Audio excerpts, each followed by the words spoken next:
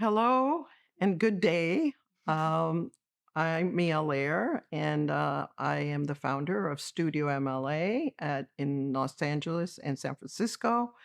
I grew up in the tropics, an amazing place. My family had arrived from Europe and ended up in the tropics and celebrated nature.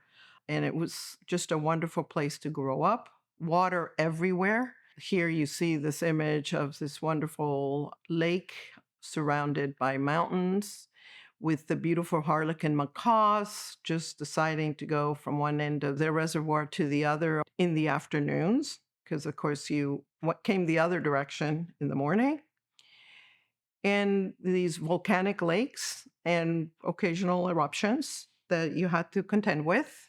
They were amazing and scary, but also sort of it gave you a sense that nature is natural forces are real, and that you have to sort of respect and sort of acknowledge that they are there. Water, water, water in the tropics with these beautiful waterways. And this lady, as you can see on the right, collecting water so that water wouldn't go to waste so she could bring it home. There wasn't a stormwater system for her, but, she managed. And so from El Salvador, where I grew up, I went to New England. There was a little civil war in the 60s, and my parents got really worried. Their liberal children were starting to get engaged, and there were a few friends who were artists who actually had gone underground. A couple of them had been murdered, and an uncle was kidnapped and murdered. So we got shipped away. And shipped away, I went to boarding school, but it was just this way for my parents, who were very liberal, just to sort of protect us. So we got to New England, and adjusted to the snow, and had some really great experiences there. When it came to senior year, we applied to college, and I went to Tufts University and had a wonderful experience there. My favorite professor was a geology professor. He was poetic and so passionate about geology, and it brought back my sort of experiences in El Salvador. Because besides the water that I shared and the wonderful sort of fauna, we used to climb volcanoes. Not when they were erupting, but when they would stop for a week or two, my dad would say, "Let's go, let's go." So we would go, and the boys and the girls, there were five of us, we would go and we would experience that. And at some point, two professors from Tufts, a professor from the GSD, and a professor from MIT all decided that they should they should teach together.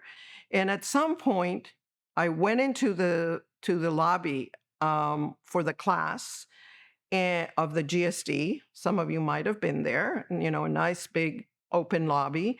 And there were these drawings that were like 10 to 12 feet long of a park. I didn't know what it was. I just saw basically waterways and pathways and trees. And I think, what is that? And of course, in Central America, certainly, we didn't have parks. You had places you could go hang out in nature, and you would, they would get cleaned out so that you could have, a piñata or something. But it wasn't really the notion that cities had parks. So I went to the librarian and I said, "What is that? Please tell me, what is that?" She said, "Well, that's Frederick Law Olmsted drawings for Central Park." And there was, a competition, I guess it was. And I'm like, how do you study that? How do you do that? I said, "Well, you know, um, there's a department, landscape architecture department on the fourth floor, and we just there's a new chair, and his name is Peter Walker. You should go up there and see if they could make an appointment for you. So I go up there, and of course, they had not seen too many foreign students around those times in in the early 70s. So Pete like jumps out of the office as I had walked in to ask questions, and he said he like was just curious, like there was, if I recall, there was actually an Israeli, and there was a Brazilian there, and so we had a nice chat, and he said, "You'll have to learn how to draw. You'll have to do a portfolio to apply to come here." And, he was just very kind and very welcoming. And then I went back to my geology professor, and I told him what had gone down. And it was just the beginning of a really a wonderful sort of opening to a career. By the way, about 15 years later, when I remembered these drawings, when we were there for some symposium, I went to the librarian and I said, "Do I remember these really large drawings am I like just, sort of making that up a little bit, like exaggerating it for myself?" She said, "Come tomorrow." And she pulled them all out. And it was like not one, but like 20 of them. And they were as long as I remembered.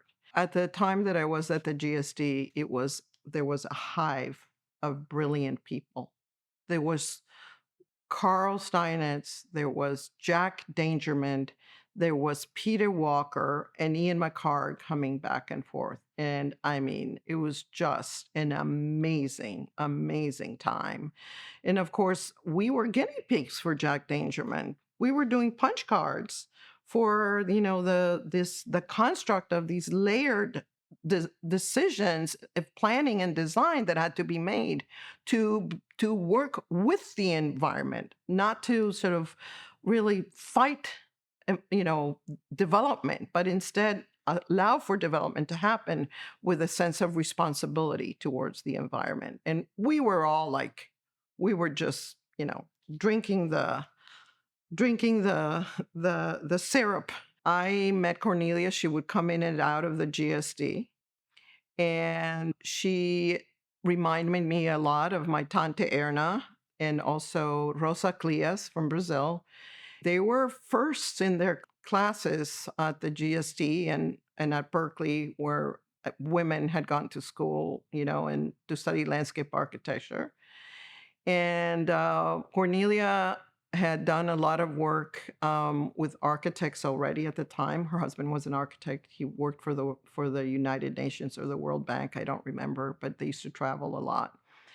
And I visited her over time over my life many times in Canada. She would invite me to juries, and I learned a lot. And among the things that I learned is the level of research and understanding about plant material. I went from Harvard to California, and Michael Lehrer, my husband, was working with Frank Gehry, and I was working with POD, which is a group of landscape architects from the GSD, including Joe Yee and others. And we started fast having babies, Rebecca and Benjamin. So we moved up to LA, where Michael grew up. I mean, it was interesting for me to sort of get to know the place, this Mediterranean biome, which was so different than what I knew, but, also so much richness just in terms of the topography. One of the things that was pretty interesting is this was the first project in a wonderful neighborhood of Los Angeles where they allowed me to actually say, okay, the driveway can be gravel. The water's going to go down the 3 feet of gravel and just get down into the groundwater table. What's the big deal? No, you don't have to put it in a pipe and send it 3 miles to some water reclamation facility. And that was the beginning of sort of just thinking this way and helping the city family start acknowledging that we could be a little more flexible, right? And of course, for me, all this vegetation from the desert was new, but interesting, and of course, very sculptural. one of my next phase of projects was schools, LAUSD.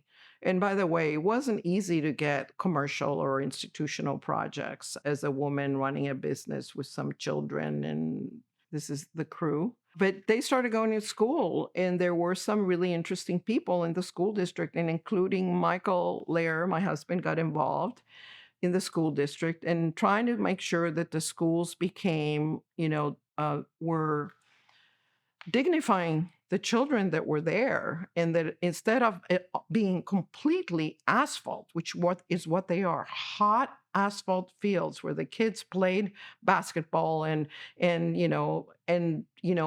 had lunch and did drawings, but it was just a horrible place. So we then got more and more involved in transforming these schoolyards, not alone.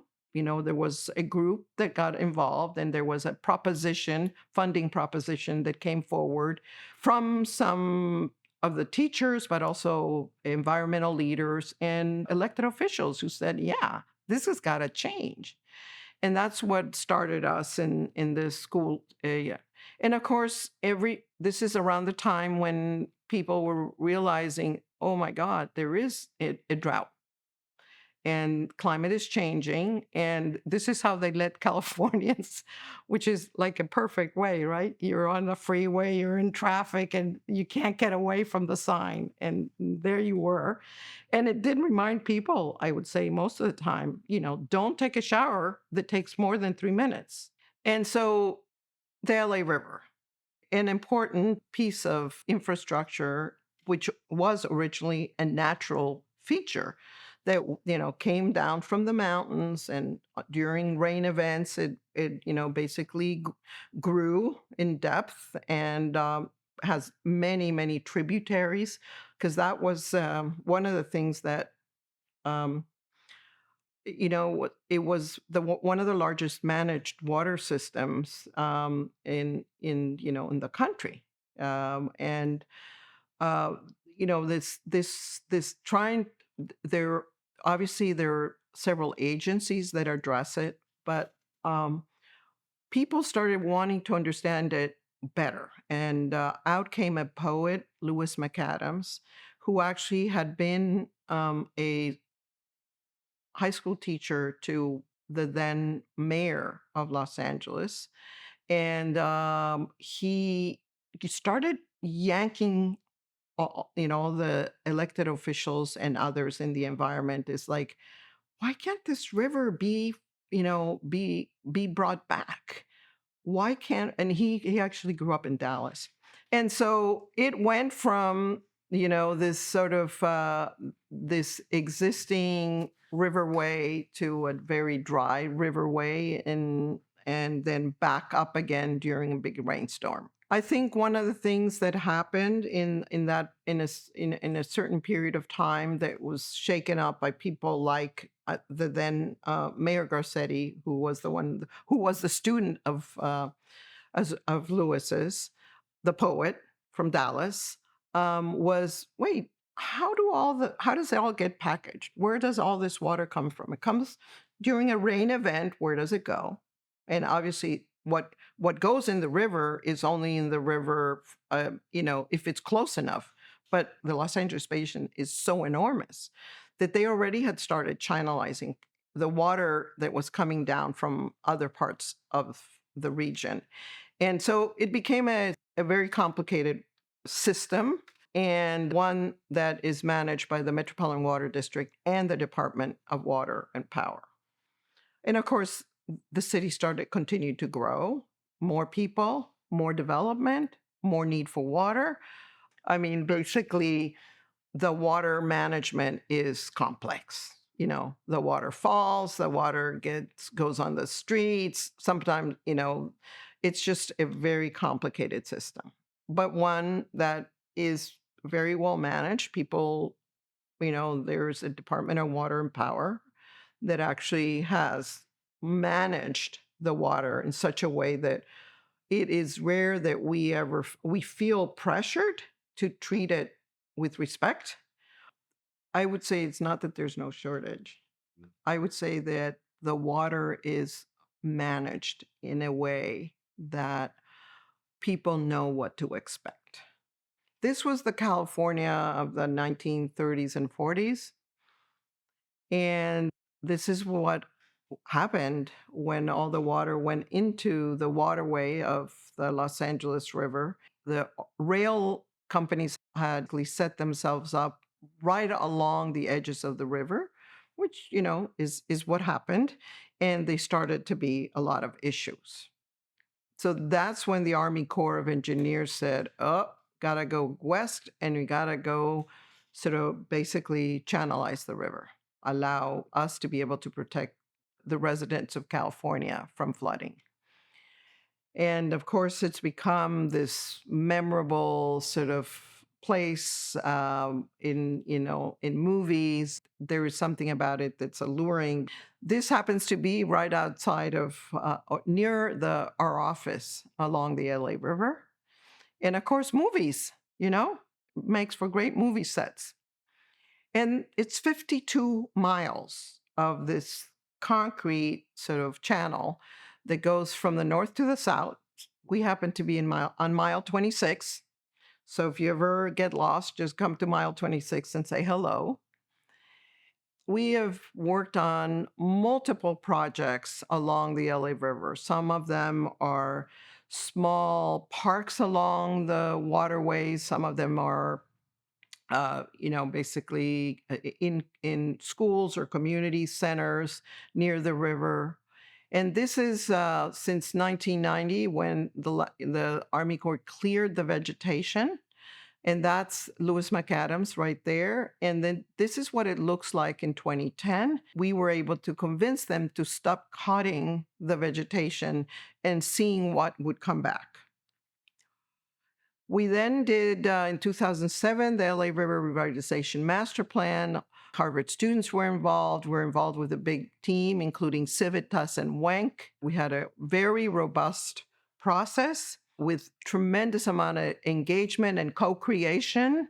It's something that was very important in terms of our trajectory as a firm. Just the level of community empowerment that happened by people understanding the possibilities as a result of these renderings. By the way, you could not have done this in the 1980s, but these renderings they were the before and afters. And that's this is what it looked like. You saw the image before, and this is what it looks like today, right? And I remember the mayor and then the next mayor always showing these renderings saying, look, what that could happen. And it started happening on other projects. And that's where I turned to this term of advocacy by design, because had it not been for these drawings that we could do with photomontages, and I remember the first time the sycamores that they were showing on the river looked a little bit more like, basically, ficus trees. And I looked at some of the young people who were doing the renderings with us, and with Bill Wank, we said, gotta make more relevant trees here if you're gonna do a photo montage. So that's what this was. When we were developing this sort of construct of the advocacy by design, and that leadership leads to vision, that's giving people in the elected offices a space. Policy leads to funding, because without the policies, which can be very cumbersome and difficult, funding leads to planning, and design empowers and materializes.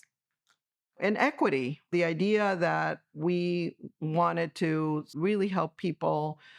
That's a park that we did called Vista Hermosa Park. Here you see a really great project, Destination Crenshaw. This is a project in Santa Monica, Ishihara Park. But anyway, the space, our studio, we ended up moving into a large warehouse. I had the opportunity of having a really good neighbor and partner. And we use the warehouse for workshops, for events that brings their voice forward. In working with some of our nonprofits from landscape architecture, we really think it's important for some of the young people, like to get grants to try to learn and understand what we do. And so we've been really advocating for that in the high schools and even the community colleges. And that's really starting to take gain momentum, where young people get a summer grant or a year's grant to learn how to draw, to learn how to, what to recognize trees, to walk around the city understanding what they're looking at, and at the same time to know that this is a profession that they could really sort of consider. So I just forged my own path and joined the Southern California Development Forum, I joined the Los Angeles Business Council, which I am part of to this day. There was an opportunity to participate and to bring to the table, for example, the AIA or some of the organizations that work in construction, to have them recognize the importance of landscape architecture. There was always some kind of engagement to the dialogue about creating a better city, creating a more healthier environment. I also have the honor of being a commissioner for the Department of Water and Power, which is one of the largest departments of water and power in the city of Los Angeles. I was reappointed to the Board of Water Power Commissions like 2-3 weeks ago. So I have another 5 years. I'm going to COP in Cali with a big group. It's an amazing organization. I had the privilege of being on the Commission of Fine Arts during the Obama years, and recently served on the Fallen Journalist Memorial jury and also on the Global War on Terrorism Memorial jury. After years of addressing the river channel and whether there should be planting in the channel or not, or how could you access it, and of course there's movies being filmed in there. It's very practical. Get trucks and the and Arnold Schwarzenegger coming down with his motorcycle. It's always been very impressive, but there was a lot more to it. What happened is that a lot of the elected officials, we have city councils for multiple, like 50 or so cities, and then we have 5 county supervisors. And they all started realizing that they had to rationalize the planning in order to move forward. How do you manage this incredible system, and how do you take advantage of potential funding to actually deploy parks and bikeways and walkways, and how do people who grew up next to this waterway, but in order to go to school had to walk 5 blocks and back, whereas they could have gone on a bikeway or they could have gone on a small bridge. And so we had about a year's long planning effort, which was really trying to understand which were the areas in this 52 miles that needed the most, and how do you zero in on the need? And the need is air quality. It's access to any number of things, including schools and being able to move around, and culture and arts and education. Like, how do you add all that? This is all real estate that is underutilized, that is part of these waterways. And so what you see here is a series of, basically an analysis that was done during this whole year process with, hundreds of meetings at multiple levels, trying to address vacant land, open space, public land, underutilized land. And here you go.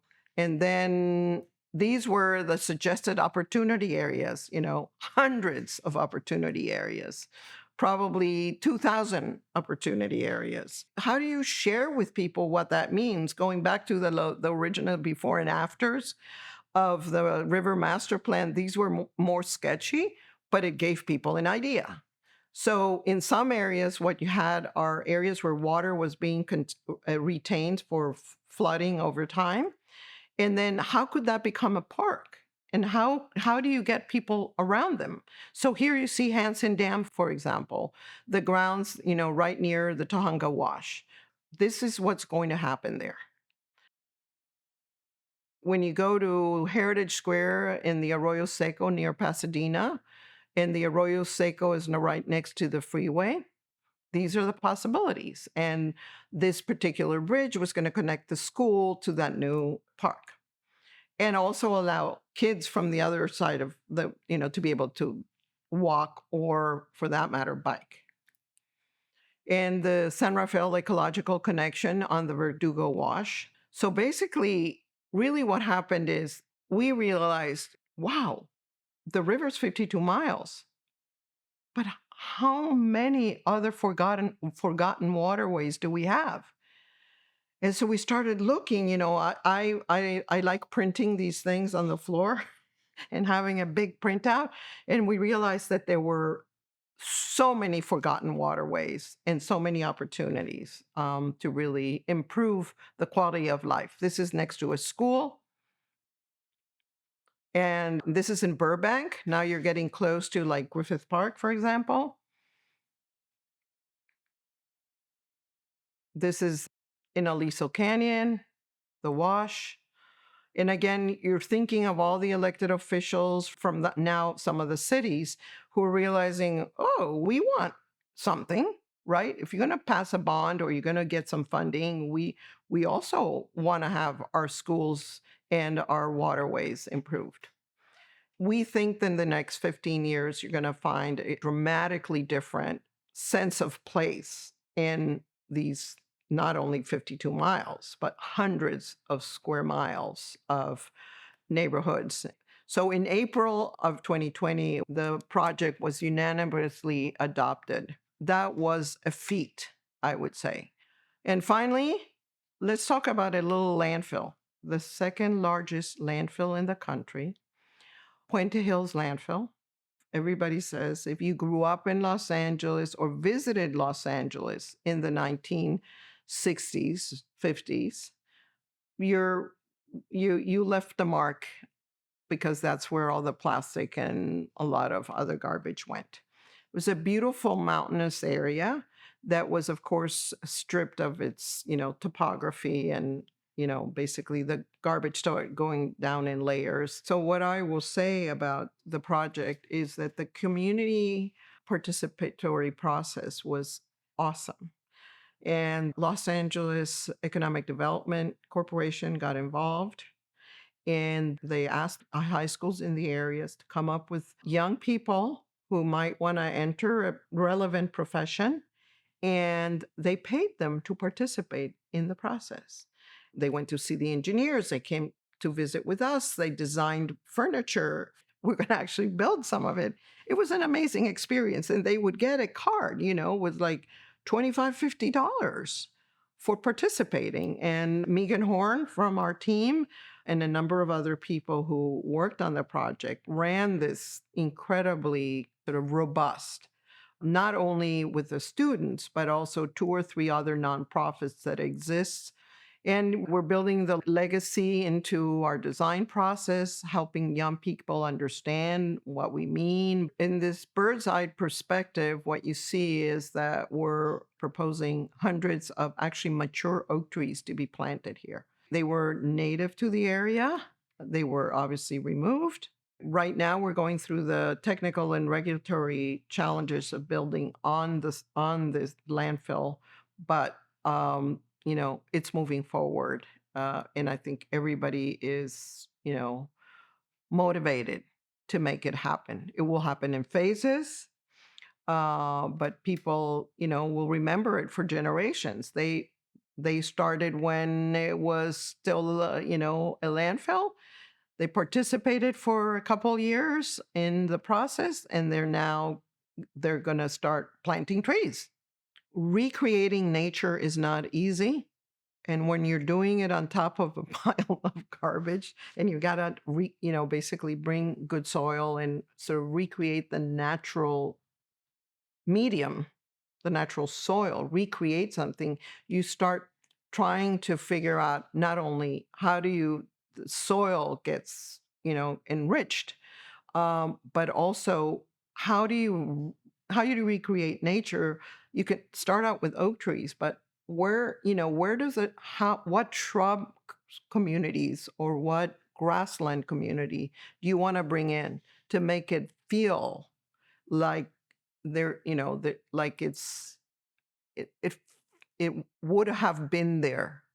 So the keystone species that are part of, the oak sort of woodland, are im- they're critical, and really understanding them, and sort of going to on hikes and walks and looking at what nurseries have available and to offer is part of the process that we go through.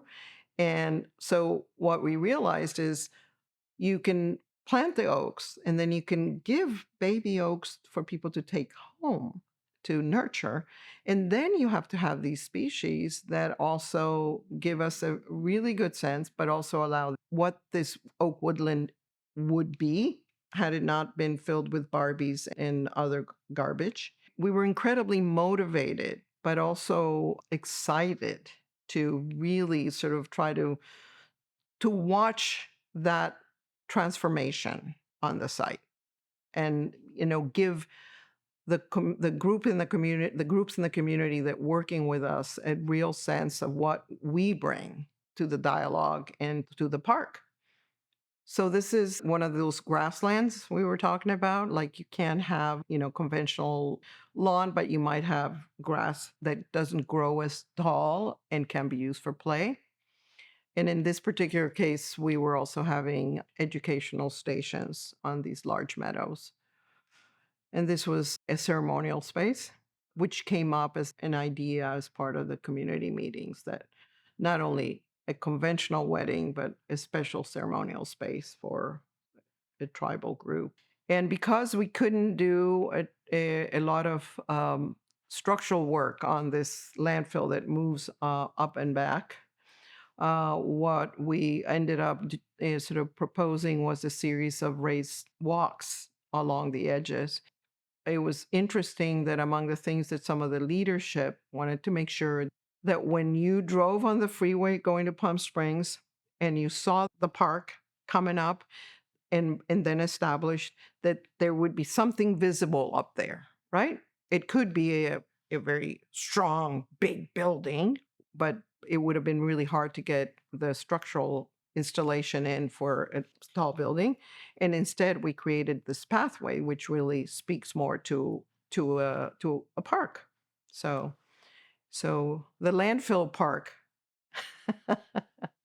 is is something that's been really taking up a lot of our team's sort of energy and time. And it was led by Megan Horn, and we're really very grateful for the opportunity on the part of the county to allow us to sort of take this on.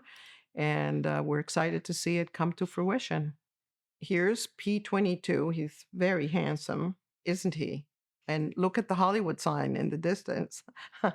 Although he sadly passed away last year, he's a mascot for us all.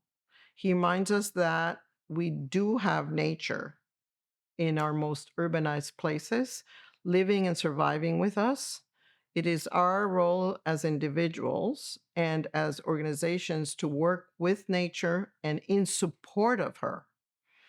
When we use design to advocate for the future we want, landscape architects are essentially professional activists in practice. No doubt we have the tools to help create the future we want.